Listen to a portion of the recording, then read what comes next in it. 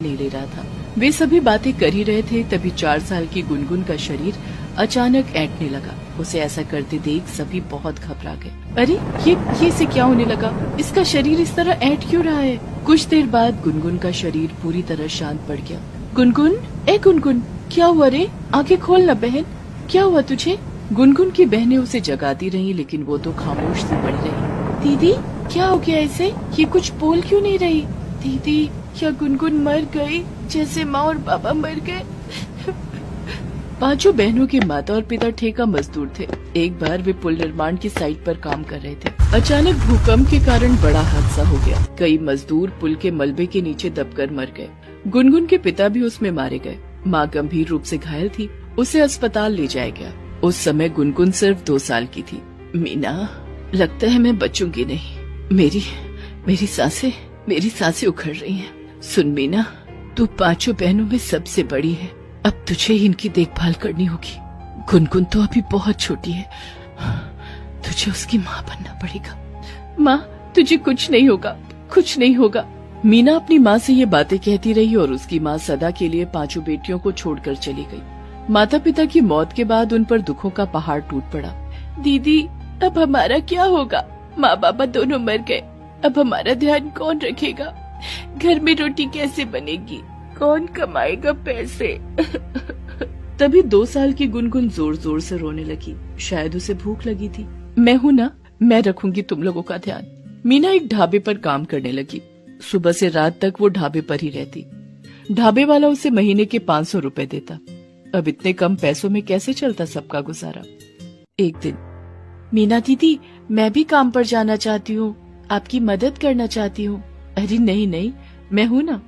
दीदी, आप तो हैं, लेकिन मेरा भी फर्ज है ना आपकी मदद करना। आप कितना करेंगी?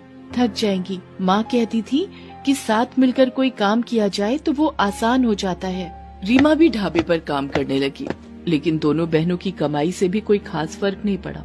वो ना तो ठीक से घर का किराया दे पाते और ना ही खाना खा पाते। एक दिन, तुम लोगों ने ये क्या नाटक लगा रखा है? 3 महीने से कह रही हो किराया आज दे दूंगी, कल दे दूंगी। मेरे मकान को धर्मशाला समझ रखा है क्या तुम लोगों ने? अरे नहीं साहब, मैं दूंगी किराया। कहाँ से देगी?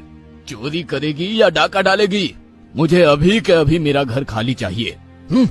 सभी बहनें गिड़गिड़ाती रहीं, लेकिन मकान मालिक का दिल नहीं पिघला और उसने बारिश के दिनों में उन्हें घर के बाहर निकाल दिया। सारी बहनें भीगती रहीं और सिर छिपाने के लिए इधर उधर भटकती रहीं। आखिरकार उन्हें एक सीमेंट की पुरानी पाइप दिखी जो सड़क के किनारे पड़ी थी। हाँ, ये जगह ठीक रहेगी। यहाँ कोई हमें परेशान नहीं करेगा और हम यहाँ बारिश से बच भी सकेंगे। उस दिन के बाद वे वहीं रहने लगे। लेकिन घर तो घर होता है ना, सीमेंट की पाइप में घर का सुख कहाँ। बहरहाल बारिश के बाद सर्दियां शुरू हो गई थी। सीमेंट की वो पाइप काफी ठंडी हो जाती थी। ठंड के कारण वो रात भर जागती रहती, लेकिन उनके पास कोई चारा भी तो नहीं था। इस बीच गुनगुन को ठंड के कारण बुखार हो गया। मीना अपनी बहन गुनगुन को गोद में लिए पुरानी बातों को सोच रही थी। तभी गुनगुन की गर्दन एक ओर लुढ़क गई। उसकी आंखें खुली की खुली रह गई। मीना समझ गई कि गुनगुन का शरीर ठंड बर्दाश्त नहीं कर सका और वो सदा के लिए इस दुनिया को छोड़कर चली गई। कितना निर्दयी है भगवान, कितना निर्दयी। हम गरीबों के लिए उसके दिल में कोई जगह नहीं।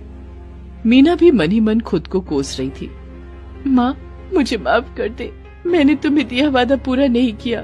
मैं नहीं रख पाई गुनगुन का ध्यान, नहीं रख पाई। अगली सुबह चारों बहनें गुनगुन की लाश को उठाकर शमशान की ओर चल पड़ी। सभी के चेहरे पर एक अजीब सी मायूसी छाई हुई थी।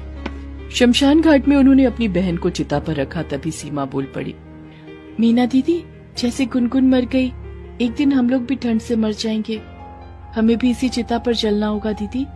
जो कल होने वाला है, क्यों ना वो आज कर लेते हैं। हम सभी इसी चिता पर लेट जाते हैं। ये कहकर सीमा चिता के पास जाने लगी। उसे ऐसा करते देख बाकी बहनें भी चिता की ओर बढ़ी। मीना ने जब उन्हें ऐसे करता देखा तो, नहीं मेरी बहनों, नहीं, ऐसा पाप मत करो। जीवन मृत्यु विधाता के हाथ में है। हमें जीवन में लड़ना होगा। परिस्थिति से हार कर मरने का फैसला लेकर हम बच नहीं सकते। लेकिन दीदी, क्या आपको लगता है कि हम जैसे लोग भी कभी जीत सकते हैं?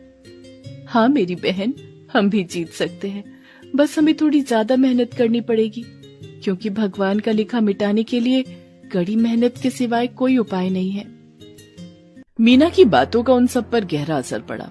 उन्होंने तय कर लिया कि वो बहुत मेहनत करेगी और अपनी परिस्थिति बदलेंगी। जब वो शमशान से लौट रही थी तो उन्हें रास्ते में एक सूखा पेड़ दिखाई दिया।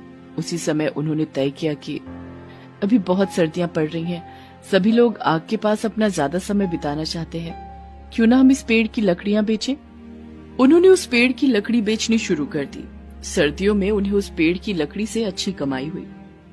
उन्होंने उन पैसों से एक चाय की दुकान शुरू की। उनकी दुकान चल निकली। फिर तो उन्होंने पीछे मुड़कर नहीं देखा। उनकी चाय की दुकान कुछ सालों में एक छोटे से होटल में बदल गई। दीदी, तुमने उस दिन अगर हमें ना रोका होता तो फिर ये दिन हम कैसे देख पाते। सीमा, जीवन यही है, यहाँ दुख है तो सुख भी है, रात है तो उजियाला भी है।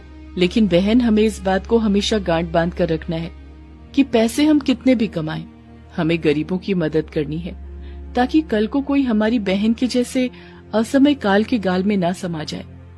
उन बहनों ने अपनी कमाई से पैसे जमा करने शुरू किए और गरीबों के रहने के लिए एक छोटा सा घर बनाया। उन्होंने उस घर का नाम गुनगुन के नाम पर रखा। आज वो घर कई बेसहारों के सिर पर छत दे रहा